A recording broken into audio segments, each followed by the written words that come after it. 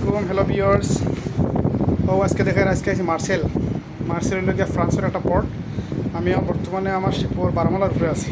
দেখো আমাদের সাইড দেখবেন সূর্য ধরে আর আমার সেম কোম্পানি আর একটা শিপ লাগছে এই সাইডে।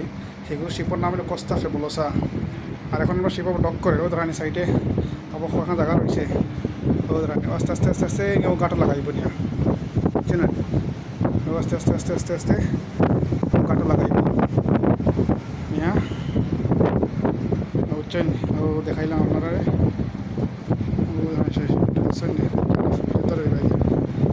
আস্তে আস্তে লাগাইব নিয়া। একটা কেবিনের বেলকুনির বারিন্দা আমরা বারিন্দা ওই সাইডে রেলিং আছে গ্লাস দিয়া দেখতে পারবা। আর ওই সাইডে আর একটা সেম কোম্পানির।